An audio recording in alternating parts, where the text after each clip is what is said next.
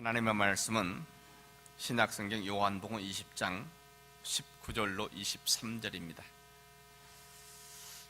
이제 우리 가운데 주신 말씀을 봉독해 들을 때 살아계신 하나님의 음성이 우리 가운데 들려지기를 원합니다.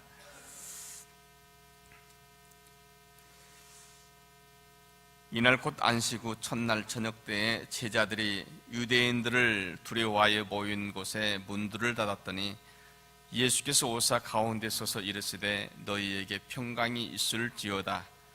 이 말씀을 하시고 손과 옆구리를 보이시니 제자들이 주를 보고 기뻐하더라. 예수께서 또 이르시되 너희에게 평강이 있을지어다. 아버지께서 나를 보내신 것 같이 나도 너희를 보내노라. 이 말씀을 하시고 그들을 향하사 숨을 내쉬며 이르시되 성령을 받으라. 너희가 누구의 죄든지 사하면 사하여질 것이요 누구의 죄든지 그대로 두면 그대로 있으리라 하시니라. 아멘. 사도행전 2장 1절로 4절에 보면은 이렇게 기록이 되어져 있습니다. 오순절 날에 이미 이름에 그들이 다 같이 한 곳에 모였더니 호련히 하늘로부터 급하고 강한 바람 같은 소리가 있어 그들이 앉은 온 집에 가득하며 마치 불의 혀처럼 갈라지는 것들이 그들에게 보여 각 사람 위에 하나씩 임하여 있더니 그들이 다 성령의 충만함을 받고 성령이 말하게 하심을 따라 다른 언어들로 말하기를 시작하니라. 여기에 보면은 예수님께서 부활하신 이후 첫 번째 받는 이 오순절 날에 있었던 그 일들에 대해서 자세하게 기록되어져 있습니다. 예수님께서 부활하신 후 40일째 되는 날에 예수님의 제자들과 500여 성도들이 모인 가운데 감람산에서 하늘나라로 승천하시면서 그렇게 말씀하십니다. 성령이 너희에게 임하시면 너희가 권능을 받고 예루살렘과 온 유대와 사마리아와 땅끝까지 이르러 내 증인이 되리라. 그래서 남은 사람들은 예수님 말씀하심을 따라서 성령이 오시기를 열심히 기도했습니다. 그렇게 열심히 기도한 지 한 8회쯤 되던 날에 드디어 예수님 말씀하신 그 성령께서 오신 겁니다. 그리고 그날부터 제자들은 온 세상을 다니면서 주의 복음을 전합니다. 그래서 저와 여러분도 오늘 여기에 있게 되어진 것입니다. 오늘 말씀은 예수님께서 부활하신 바로 여기 첫 번째 제자들에게 나타나셔서 본인을 직접 보여주시고 하신 말씀입니다. 안식 후 첫날 저녁 제자들은 유대인들이 두려워서 문을 굳게 잠가놓고 두려워하고 있는데 바로 그 자리에 주님께서 오신 겁니다. 그리고 말씀하십니다. 평안이 있을지어다. 너희에게 평안이 있을지어다. 우리는 여기 말씀 속에서 찾아오시는 그 주님을 발견하게 되어집니다. 제자들은 유대인들이 두려워서 문을 굳게 잠그어 놓고 그 안에 있었는데 그곳에 예수님께서 들어오셨습니다. 이 부분에 대해서 어떤 사람들은 혹시 그 자리에 오신 그 예수는 예수의 실제 모습이 아니고 어떤 환상이 아니었겠느냐, 어떻게 문을 굳게 잠궈 놓았는데 어떻게 그곳에 들어올 수 있겠느냐. 그런데 오늘 말씀 20절에 보니까요, 이 말씀을 하시고 손과 옆구리를 보이시니 제자들이 주를 보고 기뻐하더라 그랬습니다. 여러분 무슨 말씀일까요? 그 자리에 오셨던 주님은 환상이 아니셨습니다. 몸을 지니신 제자들이 3년 동안 모시면서 따라다녔던 그 주님 그대로의 모습으로 오신 것입니다. 요한 사도는 이 사실을 정확하게 지금 여기에 기록하고 있는 것입니다. 제자들에게 오신 주님께서 첫 번째 하신 말씀은 너희에게 평안은 있을지어다 말씀합니다. 너희에게 평강이 있을지어다. 평강이 있으라고 말씀하십니다. 어쩌면 주님께서 예배하는 우리 가운데 가장 먼저 하시는 말씀 또한 너희에게 평강이 있을지어다 말씀하실 것입니다. 사랑하는 성도 여러분, 지난 한 주간 또 정말 세상 속에서 여러 가지 많은 일들로 지치고 힘드셨을 줄로 압니다. 주님께서 말씀하십니다. 너희에게 평강이 있을지어다.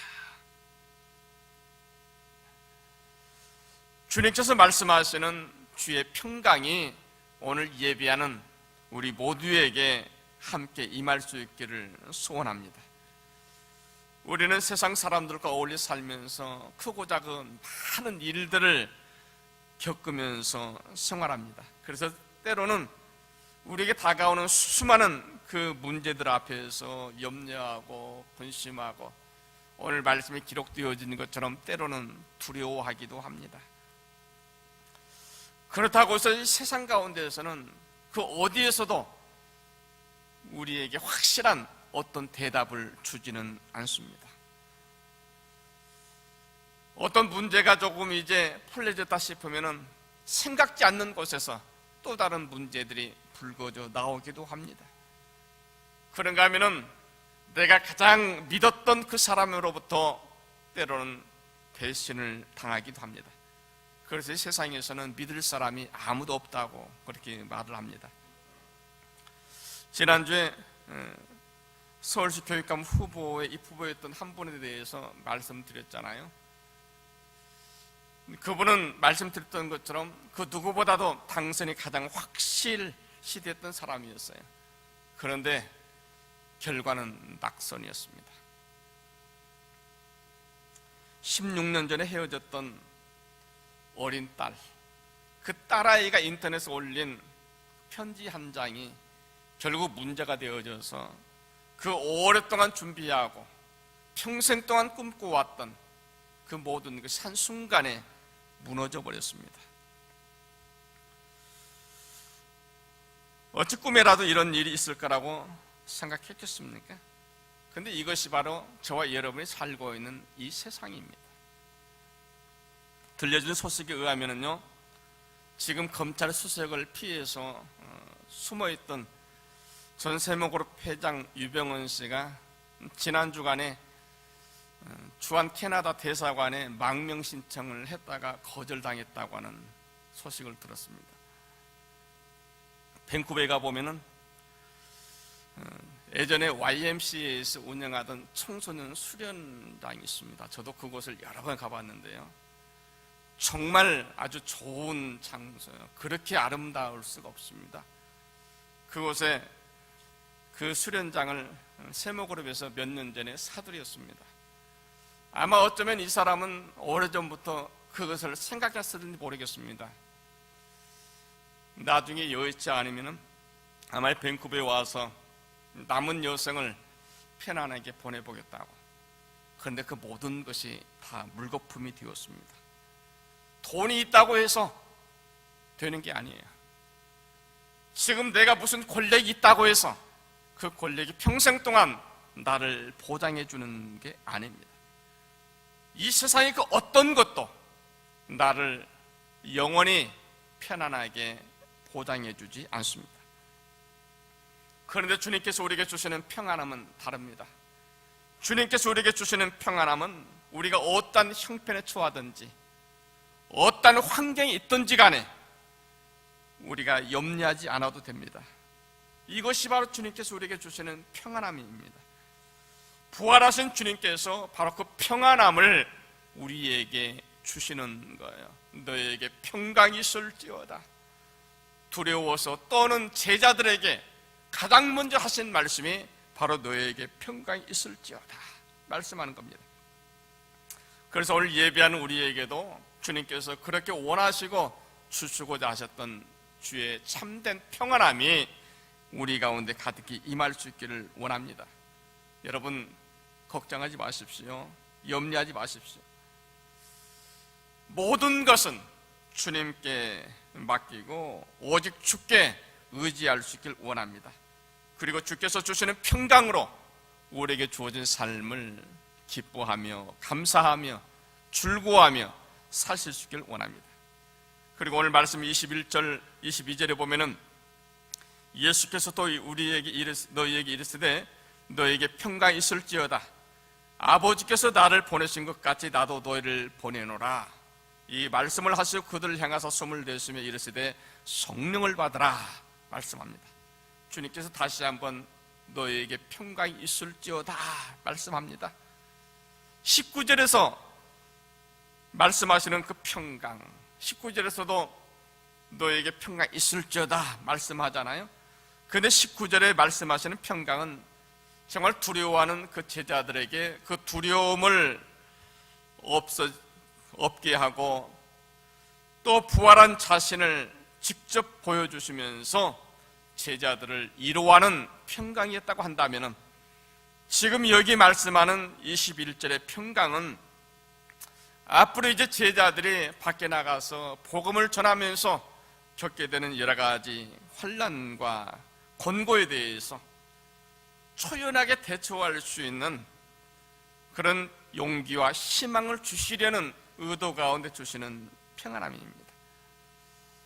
요한복음 16장 33절에 보면은 이것을 너에게 이르면 너희로 내 안에서 평안을 누리게 하리 함이라. 세상에서는 너희가 환난을 당하나 담대하라. 내가 세상을 이기었노라 말씀합니다. 그래서 그 주께서 우리에게 말씀하는 겁니다. 너희가 세상에 갈지라도, 너희가 세상 속에서 어떤 환난을 당할지라도 담대하라, 평안하라.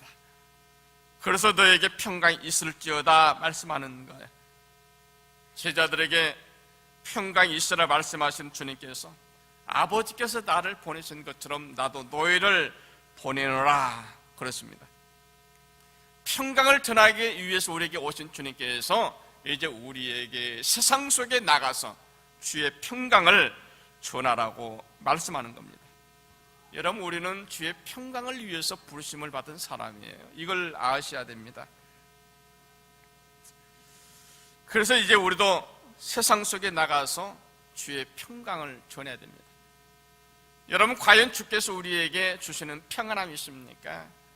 예수 믿는 사람들에게 물어보면 가장 먼저 달라진 게 무엇입니까? 하면은 마음이 많이 평안해졌습니다. 이렇게 대답하는 분들을 저는 많이 보았습니다. 실제로 하나님께서 우리에게 주시는 가장 큰 은혜이고 가장 먼저 주시는 은혜입니다. 여러분, 이것이 아직 우리에게 경험이 없다고 한다면 여러분 다시 한번 주의 은혜를 사모하십시오. 주께서 우리에게 주시는 가장 큰 은혜, 가장 먼저 주시는 은혜가 평안함의 은혜예요. 왠지 모르게 든든합니다. 편안해집니다. 안심이 되어지는 것입니다. 이것이 믿는 사람들에게 주시는 하나님의 가장 큰 선물이요, 가장 먼저 주시는 선물이에요. 그래서 주님께서 우리에게 말씀하십니다. 너에게 준 이 평안함, 이 평강, 이것을 이제 세상 속에 나가서 전하라고 하는 겁니다. 우리는 평강을 위해서 부르심을 받은 사람이에요. 그래서 우리가 가는 곳마다, 우리가 있는 곳마다 그곳에 그리스도의 평강이 임하게 하여야 하는 겁니다. 여러분 어떻습니까? 정말 여러분들이 가는 곳마다 그 자리에 평강이 임하고 있습니까? 아니면은 내가 가기만 하면 문제가 생긴다고 생각하십니까? 이유가 있습니다. 내가 하려고 하면은 안 돼요. 내 힘으로 하려고 하면 안 돼요. 내 가진 어떤 지식으로, 내 가진 어떤 힘으로 억지로 하려고 하면은 안 됩니다. 주의 마음으로 하는 거예요. 주의 은혜로 하는 것입니다. 주님께서 나에게 주신 평안을 가지고 하는 거예요. 주님께서 말씀하시잖아요. 아버지께서 나를 보내신 것 같이 나도 너희를 보내노라. 그리고 말씀을 하시고 그들을 향하여 숨을 내쉬면서 성령을 받아라, 성령을 받아라 말씀합니다. 주님께서 우리를 그냥 보내지 않으세요. 여러분, 주님께서 우리를 세상 속에 그냥 우리를 내보내지 않습니다. 우리에게 성령을 주시고 성령의 힘으로, 성령의 능력으로 나아가라고 말씀하는 거예요. 주님께서 말씀하시잖아요. 성령이 임하시면 너희가 권능을 받고 예루살렘과 온 유대와 사마리아와 땅끝까지 이르러서 내 증인이 되리라. 세상에 나가서 주의 복음을 전하기 전에 먼저 성령을 받으라고 말씀하세요. 우리 가운데 성령이 임하게 하라고 말씀하세요. 주님께서 우리에게 성령이 임하시게 하시겠다고 말씀하셨습니다. 누구든지 믿고 구하는 자에게 아버지께서 우리에게 주실 것이라. 믿고 구하는 자에게 성령을 주시리라 말씀하십니다. 여러분, 믿고 구하십시오. 성령께서 우리를 새롭게 하시는, 우리를 온전케 하시는 성령께서 임하여 주십니다. 성령께서 우리에게 임하실 때는 놀라운 주의 권능이 함께 임합니다. 그래서 담대하게 주의 복음을 전할 수가 있습니다. 여기 23절에 너희가 누구의 죄든지 사하면 사하여질 것이요 누구의 죄든지 그대로 두면 그대로 있으리라 말씀합니다. 여러분, 여기 보면은 제자들에게 성령을 부어주신 주님께서 죄사함의 권능까지도 덧입혀 주셨습니다. 주의 이름으로 평안을 전하고 주의 이름으로 주의 말씀을 전할 때 바로 그 자리에 죄사함의 권세가 있게 하시겠다고 말씀하세요. 여기 말씀 가운데 우리가 놓칠 수 없는 한 구절이 첨가되어 있습니다. 너희가 누구의 죄든지 사하면 사하여질 것이요 또 누구의 죄든지 그대로 두면 그대로 있으리라 말씀합니다. 주의 복음이 전해지는 그 현장에 말씀을 듣고 회개하고 주께로 돌아오는 사람들에게는 그 어떤 죄가 있든지 그 죄가 사함을 받으리라고 말씀합니다. 참으로 놀라운 권세잖아요. 예수 그리스도를 영접하고 예수 그리스도께 죄사함 받길 원하는 자 어떠한 죄든지 다 용서함을 받습니다. 그런데 복음이 전해졌음에도 불구하고 그 복음에 응답하지 않는 사람들에게는 그 죄가 처음 있는 그대로 남아 있으리라고 말씀하는 거예요.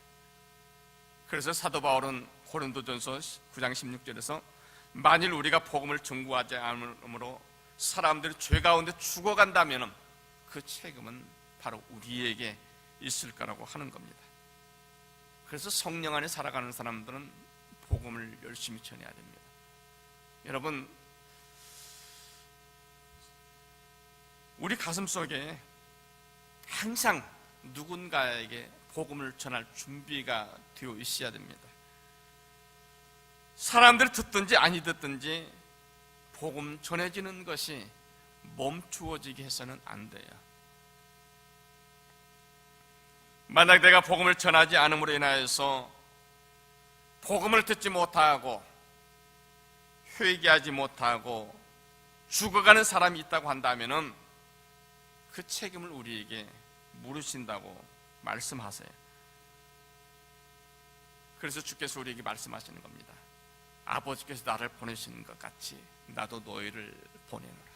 주께서 우리를 보낸다고 말씀하셨잖아요. 분명히. 무엇하러 보내겠습니까? 말씀 전하라는 거예요. 복음 전하라는 거예요. 주의 평강을 전하라고 하는 것입니다. 성령께서 우리와 함께 하시겠다고 말씀하세요. 성령께서 우리에게 할 말을 주시겠다고 말씀하십니다. 우리는 주의 말씀에 순종해서 정말 주의 복음을 온 세상 사람들에게 나가서 전하는 것입니다. 오늘이 바로 오순절 성령이 임하였던 바로 그날을 기념하는 날입니다. 우리 가운데 오신 성령님으로 인해서 이제 힘을 가지고 확신을 가지고 이 복음을 전할 수 있기를 원합니다. 우리가 전하는 주의 복음을 통하여서 그 가운데 참으로 놀라운 일들이 일어나게 되어집니다. 주의 말씀을 듣고 죄를 회개하고 주께로 돌아오는 참으로 아름다운 일들이 있게 하시겠다고 말씀하세요. 성령의 임하심을 믿음으로 확신하면서 여러분 기도할 수 있길 원합니다. 주님께서 말씀하신 그대로 오순절날 성령이 강한 바람처럼 불의 혀처럼 임하였던 것처럼 지금도 주의 이름으로 모여서 주의 은혜를 사모하며 기도할 때 성령께서 우리 가운데 임하여 주십니다. 그래서 우리가 이제 우리에게 임하시는 성령으로 성령의 권능 속에서 죄사함의 권세를 누리면서 살아갈 수 있기를 원합니다. 성령께서 우리 가운데 임하실 때 세상이 감당할 수 없는 참으로 놀라운 일들을 우리는 보게 될 겁니다. 주님 말씀하신 대로 주의 약속을 또 믿음으로 기다리면서 우리 가운데 임하시는 놀라운 주의 권능을 친히 경험하는 저희 모두가 다 될 수 있기를 간절히 소원합니다. 기도합니다. 오 하나님, 주여